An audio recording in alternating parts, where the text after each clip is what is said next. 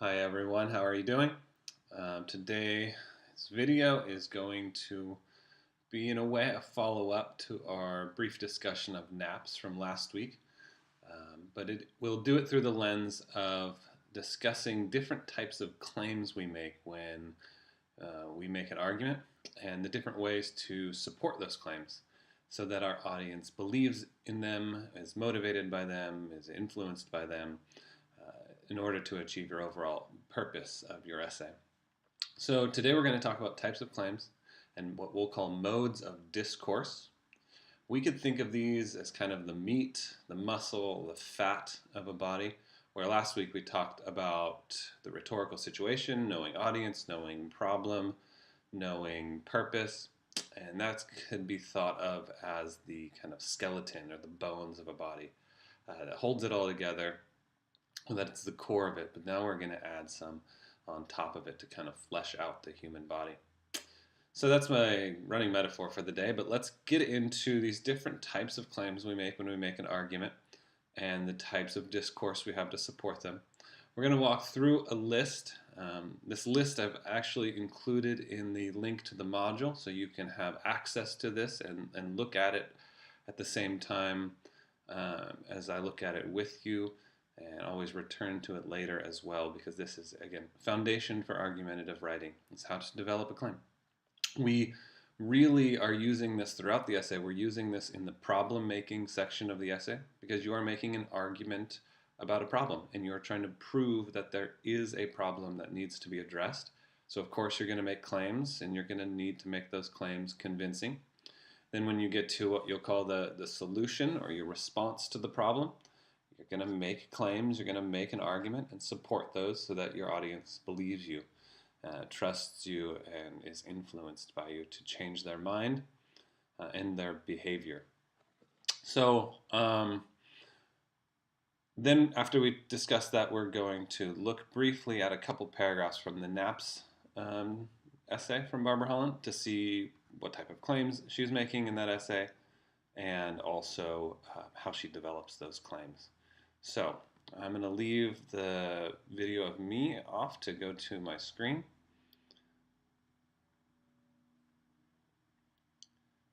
And highlight it here. So this is the document I've included in the link. It's called Types of Claims and Modes of Discourse Summary. So the overall focus or goal of this video is to introduce these types of claims and modes of discourse, aka ways to develop an idea. You've done this reading already from Audios, Strunk, and White called Claim Cast. So this is just going to be a recap, and then I'm going to challenge you to follow up to the reading and follow up to this video with another kind of task, a critical thinking task to extend your understanding of types of claims. So I'm going to start here, and then we'll move on to modes of discourse. So you read that there were 6 types of claims. There's probably more types of claims that we can give other titles, but these 6 are what we're going to focus on today and in defensive essay. We have what's called a resemblance claim, an evaluation claim, a refutation claim, causal. It's causal, not casual, just even though it looks the same. Definition claim and proposal claim. I'm going to give you a brief definition of each of these with an example or a hypothetical example before we move on to look at examples of them in the text. So resemblance claim. This claim establishes a similarity between 2 or more subjects or 2 or more things, and possibly adds significance to the resemblance by contrasting the differences within that similarity. So it could work 2 ways. It could simply be saying that 2 things are the same. That would be a resemblance claim. Or it could say that 2 things are similar or the same, but they have slight differences. Each would still be a resemblance claim, even though you're pointing out differences. And the idea with this is that the comparison then initiates a dialogue of questions about the significance of the similarities and or the differences. Resemblance claim is almost a claim, or it's almost like a metaphor in claim form. You might want to do this, for instance, if you're making a claim about your topic and trying to explain what it is, and the best way for you to explain what it is or to show what your topic is to say that it's similar to something else. The idea, like metaphor, is that what you compare it to, you would want to have that be relevant, interesting, and engaging to your audience so that then you transfer that interest, engagement onto your own topic. So a resemblance claim, almost a claim like a metaphor. It could sound like this. These are generic examples, but you'll get the point. It says, X is like Y, but X and Y are also different in these ways. Or it could just say X is like Y, X is Y, X is similar to Y. So that's our resemblance claim. I'm going to move on to evaluation, which is kind of a follow-up to a resemblance claim. A resemblance claim can lead to an evaluation of which side of the comparison is better. Evaluation is based on a criterion. Depending on the result you're looking for, the evaluation will change. So here's another generic example, and then I'll give you maybe a more specific one. X is like Y, but X and Y are also different in these ways. And because of the difference, X is better than Y. So in resemblance claim, you don't make any claim about one being better than the other. You just compare the two together, say they're similar and different. And it almost lets the audience or a person you're talking with then begin to have a discussion about the significance of the similarities and differences. But you yourself aren't making a claim about which one is superior. The evaluation claim makes that evaluation. You evaluate the similarities and differences to say which one is better. So a more specific example would be, let's use some hamburger restaurants as an example. We have In-N-Out. There's one right across the street from campus, as we all know. And then there's The Habit, which is also across from campus. So two different burger places. I could say In-N-Out is like The Habit. And I could talk about all the ways they're similar. They're both across the street from the University of California. They both serve delicious hamburgers. They both use really quality meat and cheese, whatever. We can say the difference. They're both very satisfying. So we could say that. But then we could say, but In-N-Out and The Habit are also different in many ways. In-N-Out uses a different type of bun than The Habit does. In-N-Out grills their onions in a different way than The Habit does. The Habit's lettuce is shredded, where In-N-Out's is whole. Yeah, so I can point out the differences and then say, well, because of these differences, I think that In-N-Out is better than The Habit. So that would be an evaluation claim, looking at similarities and differences, and then based on my preferences within those differences, say which one is better. Refutation. This can be similar to or an extension of an evaluation claim, but it is reactive to another writer's position instead of proactive. A writer uses this claim to respond to another writer's evaluation and shows, based on a specific criterion, why their position is better. So, similar to an evaluation claim, but it brings in another person's opinion. So it could sound like this. X is like Y, but X and Y are also different in these ways. Writer A claims that X is superior, but I believe that Y is better. Again, these are just claims. We haven't tried to prove these claims, but they're just the way that these claims are made, the way that they're structured. So let's take my In-N-Out and The Habit example. So I can add one interesting dynamic that you want to consider in a refutation claim. I could say In-N-Out is like The Habit, but In-N-Out and The Habit are also different in these ways that I already mentioned. Then I could say the food critic. I don't know any food critics. I know that guy that's on the Food Network. The food critic, Guy Fieri, claims that In-N-Out is superior. But I believe that The Habit is better. So again, that's still just a claim, and you still need to develop a deeper explanation about why. I need to prove it. I need to support it, which we'll talk about later. But that still is just the type of claim and the way it's structured. What's interesting about the specific example that I gave you is that the more credible or authoritative the other opinion you're differing from is, the more credibility it gives you. So if I said, well, my sister thinks that In-N-Out is better, but I think that the Habit is better, my audience really doesn't understand who my sister is. They don't understand why my opinion matters more than hers. But if I compare my opinion to someone who is well known, who has credibility, and who is trustworthy, but then can prove that my opinion is better, it shows that I have quite a bit of that same authority and credibility. So that's something to consider as well. And even in saying that, I started hinting at what I'm going to challenge you to do later, which is think about what the effect on your reader of these different kind of claims are. I'll come back to that in a second. Here's three more types of claims. We have causal. This makes a claim that A, one thing is the result of another thing, or B, one thing causes another thing. So pretty simple, cause and effect.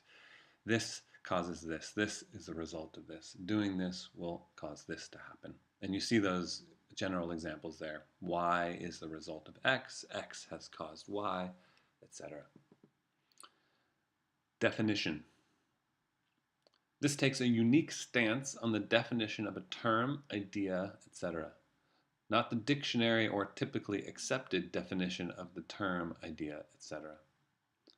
So this is very straightforward. You know a definition claim when it pretty much has the state of being verb is, are, were, was, or even sometimes does. It simply says X is this, X is this, X does this, X does not do this, etc. So that's another claim type. The last one is proposal. This makes a claim about what the audience should do or how something should be done or perceived. So the examples are we should X, or we need to understand Y. Before I move on to the modes of discourse, I just want to kind of have all these up on the screen. And I want to say that a good practice for rhetorical control and rhetorical understanding is to always be considering how what you say and how you say it will affect your audience, will convince them, will help them respond emotionally to your argument, will get them to continue to listen, keep them engaged. All these things that you choose to do in an essay or even a poem or a story, all your choices are done in service of convincing your audience of what you're trying to get them to see. So something good to consider is what the effect of these different kind of claims are. And you can think of the effect in two ways. What is the emotional effect or logical effect on your audience? But then also, what is the effect on you as a writer, and your authority? So with refutation claim, I touched on it already. So if I show that my opinion is actually better and more legitimate and more provable than some other person's opinion that has their own credibility, then it makes my reader see me as smart, trustworthy, intelligent, persuasive, credible, authoritative. And so that's an effect that you created on your audience to trust you more or to want to listen to you more. So do that with these others too. What is the effect, the emotional effect on your audience for a proposal claim? What is the emotional effect on your audience for a causal claim? You don't even have to think about specific causal claim, just this whole idea where you say one thing is the result of another. I highlight this one because the Adios Strunk and White reading did address one of the effects of a causal claim, and that is that we live in a culture that loves causal claims. It is the foundation of advertising. If you buy this product, you will be fashionable, be cool, be liked by other people. If you don't buy this product, you will be unsafe, you will be unprotected, you will be incomplete. These are causal claims that we're so used to because they're so built into the way advertising works. That and the fact that people just like results. We like to know the finished um, result of something. We don't like incomplete or unfinished things. It makes us anxious. So when we give a reader a causal claim, it makes them feel like there's a sense of completeness, and it also might call or help them have them be responding to fear or desire. So do that with some of these other ones. Think, what's the effect? Because when you choose to write a refutation claim in your essay, or you choose to write a definition claim, you should be doing it because you think that's the best way to keep your reader interested at that moment of the essay. So here are the types of claims. Now we need to talk about what happens after the claims are made. And we call this modes of discourse. Basically, as I say somewhere else, maybe I erased it. Basically, the idea is once you've made a claim, how do you develop that idea? How do you prove it? So we're going to talk about modes of discourse in the same way that we talked about claim cast. I didn't mention this, but these are skills that you're going to be able to apply to your problem-making argument and to your solution argument. But the modes of discourse here, the focus is after you've made a claim, how are you going to develop or prove your claim and convince your audience? How are you going to prove it to be true? You can't just make claims and assume that they'll believe you, because the point about claims is that they are arguable. So you make a claim and someone could say, no, that's not true. I believe the opposite. I believe different. So when you make a claim, not only does it have to be arguable, but because it's arguable, you have to then support it, develop it, argue for its truth. And this is how you do it, modes of discourse. So this isn't in any of the reading you did, so this is new to you. It's pretty straightforward, and it might seem similar and look similar to how you've been told to develop a paragraph in the past. So I'll make a few notes of that before we look at the different modes of discourse and look at examples from NAPS. We have claim, definition, example, evidence, and analysis. Here is what I want to say first before I start anything. Because you've seen the 5-paragraph essay before, because you've been taught the 5-paragraph essay before, which says in your body paragraph, both body paragraph 1, 2, and 3, you need to have a topic sentence or make a claim. You need to develop that claim. You need to quote for that claim, and then you need to conclude that paragraph by transitioning into the next one. The point is that you are given a formula about how to develop a paragraph. And the idea of developing a paragraph is really developing an idea, since paragraphs should focus on single focused ideas. So what I want you to consider from the very beginning is that these 5 modes of discourse are all possibilities, not a formula. So I'm not telling you that your paragraph needs to have a claim, be followed by a definition, be followed by an example, be followed by evidence, and close with analysis. I'm not saying that. Sometimes that might happen. But sometimes your paragraph might make a claim and then simply give a definition, and that's the whole paragraph. And then maybe the next paragraph picks up an example. And then there's never any evidence or any analysis. Some paragraphs might make a claim, jump directly to an example, and then offer some analysis of why that example makes sense and proves the claim to be true. So again, these are options and possibilities, but not formula and not in this order necessarily. So let's look at what they are and then look at NAPS to see where this is happening. So you make a claim. It's a statement that takes an arguable position on something.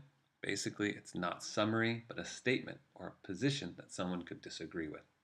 Okay, once you've made that and you've chosen what type of claim, then you have some options. One option is definition. This means that you are going to define or explain the key terms or ideas from your claim. Uh, some language that could make its way into a definition mode of discourse. Very straightforward. It could simply say, what I mean by this, what I mean by this part of the claim is X and possibly Y and Z. What you can also always consider with definition, and you'll see with example as well, is that you can put the definition in the negative. What I don't mean by this part of the claim is X and possibly Y and Z. Because definition really is just giving your reader some boundaries to understand your idea by. So you don't want them to just be able to interpret on their own what you mean. You need to be able to say, this is what I mean by this. This is what I don't mean by this. So that's just definition. You can have this straightforward language. It doesn't have to say what I mean by this is, but you still know that you are defining or explaining a key term or idea from your claim. We have example after that. It's a concrete physical example of the claim and or the definition. So this could be better thought of as an illustration. And some example language that you could use in an example mode of discourse would be an illustration of this is X, or this may look like X. Put in the negative, an illustration of this is not X. This does not look like X. These examples is a way to develop a claim in the same way as the definition is a way to develop a claim. Evidence, we probably know this one pretty well. You know, you've been told, find a quote to support your claim. Find a fact or a statistic or some data to prove that your claim is true. Well, that is still very much a wonderful mode of discourse, is to find evidence. But again, it's not 100% required as part of a formula. You may notice, and we're going to talk about this as we talk about Barbara Holland, that she hardly ever uses any evidence. Doesn't use much quote, doesn't use much fact or statistic at all. Instead, she uses definition and example. Definition, example, and of course, a handful of really interesting claims. So, possible reason for that is that evidence is often thought of as logos, or to make an appeal to your audience's ability to reason or to think critically, and to be supported by quantifiable fact. Whereas examples and definitions, they might appeal to our readers' emotions, and we call that pathos, so we get them to respond emotionally. And as we see in Barbara Holland, she makes more emotional appeals than she makes to logical appeals. And one of the main reasons is because she's writing a defense of simple pleasures. She's trying to get people to enjoy or to take pleasure in these things. So what better way to do so than to get them to feel that pleasure? It's hard to make an argument for someone to find pleasure in something by just quoting a bunch of statistics, which are maybe a little less emotional. Lastly, we have analysis. And this is an explanation of how the example and or the evidence proves that your claim is true. So it's just explaining, better thought of as explaining the parts of the example and or the evidence that makes sense of the relevance of the whole.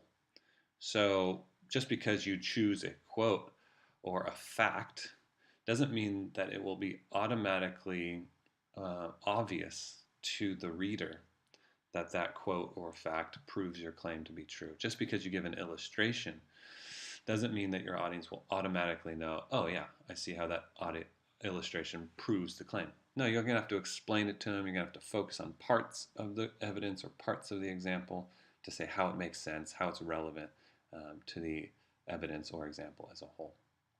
So there are your modes of discourse. We're going to be coming back to these constantly in your problem-making section, in your solution section. These are the meat, these are the fat that kind of fill out that skeleton of the rhetorical situation that you're working on.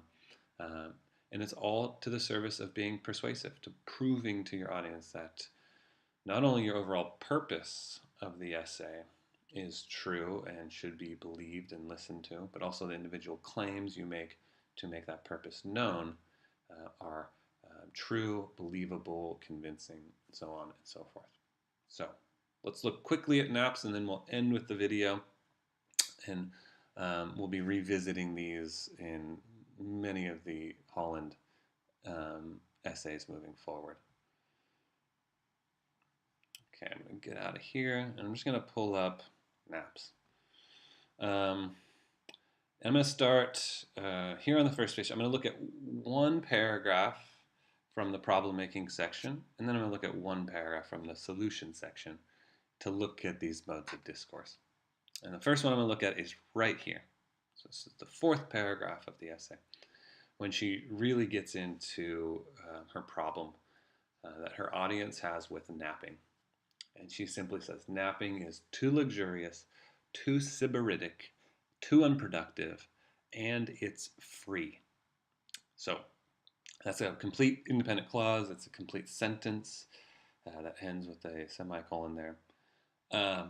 And we know from the emphasis on is, and it is free, that it's a definition.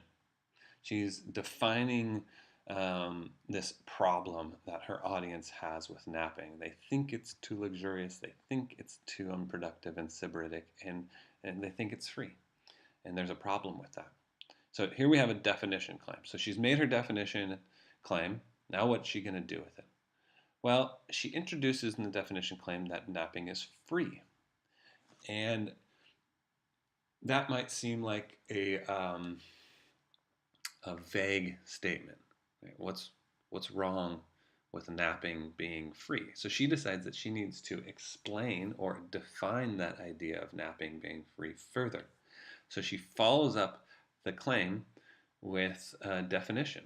Pleasures for which we don't pay make us anxious.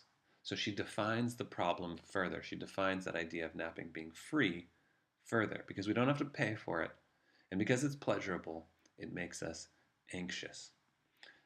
It's both a definition mode of development, and it almost sounds like a claim as well. It sounds like a causal claim. So sometimes these things work together. The rest, she goes on to say, besides, it seems to be a natural inclination. She goes back to a definition claim here. It seems to be is another kind of statement for is. It's a state of being, verb seems. Those who get paid to investigate such things have proved that people deprived of daylight and their wristwatches, with no notion of whether it was night or day, sink blissfully asleep in mid-afternoon as regularly as clocks. So she's made a definition claim, and she says it's natural inclination. So what does that mean? She needs to define it with the definition mode of discourse. And she defines a natural inclination as someone deprived of daylight and wristwatches falling asleep as regularly as clocks. So that's a definition mode of discourse to define a definition claim. And then lastly, she ends with, fighting off natural inclinations is a major Puritan virtue, and nothing that feels good, nothing that feels that good can be respectable.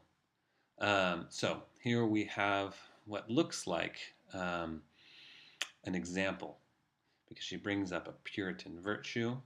She's already defined the natural inclinations, and then she gives an example of Puritans resisting natural inclinations and resisting feeling pleasurable. So there, in this short paragraph, we simply have two different types of claims, causal claim, definition claim, two definition modes of discourse, and one short example. No quoting, no evidence, and no analysis. It's simply definition and claim. So let's move on to something a little bit later. As you go through these paragraphs, you'll see there's plenty of claims, and they typically start the paragraph. The American nap is even scarier because it's unilateral. Now there's a claim that she's going to have to prove. And I'm going to look instead at the solution section. here. Those of us at home with beds at hand should take pleasure as well as productivity into account. Now, if you're paying close attention to the types of claims, anytime the word should is used, we have a proposal claim. So she's just proposed to us that we should take productivity and pleasure into account as we nap. It's a claim that is arguable. Now she needs to prove it. How does she prove it? Does she go to a definition, mode of discourse? Does she go to an example? Does she go to evidence or analysis? Well, immediately she goes to an example. Consider the cat. And then she goes on, and the whole paragraph is the example, the illustration of a cat both being pleased by napping and productive by napping. So in her example, she's proving that the claim is true. Now, how is she proving? Again, it's more of an emotional appeal here. She's making us feel how breezy the doorway is. She's making us feel how it must feel to drape our arms over our eyes, to lower ourselves into sleep. We want it. She's making it seem pleasurable to us through the example. And therefore, she is making the claim to be convincing. So you can do that in many other places in this essay. Let us consider the cat and go to bed. Proposal claim. Bed is not a shameful, shiftless place. Definition claim. Creativity doesn't come a-running to those who toil and slave for her. It is actually a causal claim done in the negative. So you can identify the different types of claims, and then look at how those claims are developed from there. Get out of here for a second. So that's all for this video on types of claims and modes of discourse. We're going to come back to these vocabulary terms, essentially. What types of claims? We're going to look at our other essays. We're going to point out where we see causal claims. We're going to point out where we see definition claims or evaluation claims. We're going to look at how she develops her paragraphs. And all of this is so that you know that you have all these skills. Right? You have 6 choices of claims, and then 5 ways to develop that claim. And you're going to be choosing these at any given time in your essay. What's the best right now? Is this better? Is this better? Will this be more effective to my audience, or will this? And you're going to do that to develop your both problem-making section and your solution section. So again, download that file onto your computer and come back to it often. And we're going to pick up soon with travel getting there. Okay.